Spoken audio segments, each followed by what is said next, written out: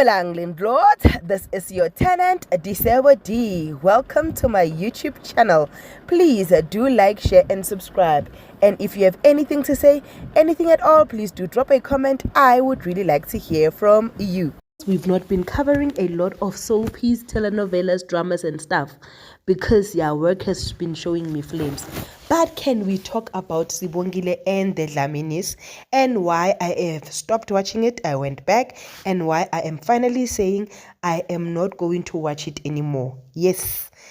Ke shapa speaking rebianong anyeng sayibukela ngikhathele badlalile ngama emotions wami ngosibongile badlalile nje so manje sebadlala ngama emotions wami buza ngani buza bathi ke ukwenza okuhle akusumntana ka sibalukhulu uye ongasiudlamini lapha yana, the one that is supportive to the father, the one that is not conniving, the one that is okay, the one that is nje vele mele abe usibalukhulu wenza izinto ngendlela. No, yes, exactly that one. Uye ke uyi-rotten apple. Then uvusi lo odonswa umfazi ngempumulo without having facts olandelayo nje uyalandela nje buza ke uye loyo ke obusy osingamazi ukuthi kwenzakalani.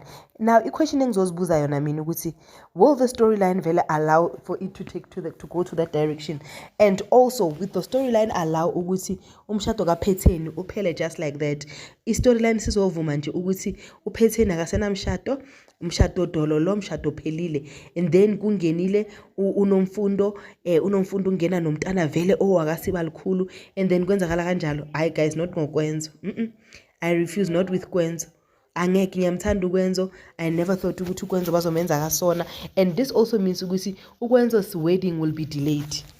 This means ukuthi Kwenzo's wedding no Sibongile will be delayed, because why would they get married now? Because uKwenzo will be having a crisis identity. Afuna ukwazi ukuthi what is this, what is that, ubani yena kahle kahle. Oh, I shame. I'm disappointed. I am bored. I'm all these things in one. But okay, how are you seeing it? How are you experiencing it? This is your girl, Disebo D. Thank you for watching. I love you. Peace. Bye.